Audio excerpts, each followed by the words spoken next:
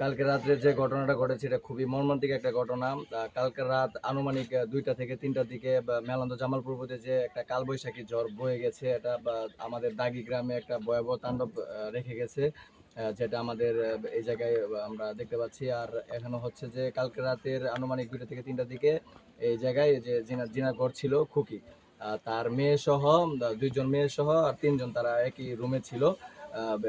বাতাস হওয়ার কারণে ওই জায়গায় আপনার ঘরের পিছনে ৪টা গাছ ছিল, একটু দূরত্বেই ছিল, কিন্তু বাতাস হওয়ার কারণে ৪টা গাছ একই সাথে ঘরের উপরে আছড়ে পড়ার কারণে আপনার ঘরের চাল সহ নিচে পড়ে যায়।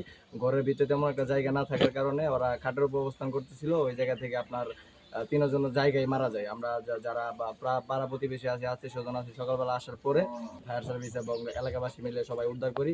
উদ্ধার করার পরে জায়গাতে ওরা ৩ জন মৃত্যুবরণ করেছিল, আমরা দেখতে পাচ্ছি। ওই জায়গা থেকে নিয়ে আসছি, নিয়ে আসার পরে এখন আমাদের এলাকা একটা সুখের ছায়া বিরাজ করছে, যে কারণে ৩ জন মানুষ একই সাথে মারা গেছে।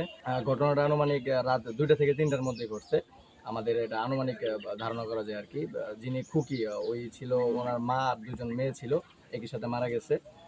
তারপরে আমরা উদ্ধার করে নিয়ে আসার পরে আমরা লাশ নিয়ে এসে রাখার পরে এখন জানাজার কাজ চলতেছে। এখন ওনার ছেলেরা ঢাকা থাকে, ছেলে ঢাকা থেকে আসতেছে, নাতিন ঢাকা থেকে আসতেছে, আসার পরে মাটি হবে আর কি।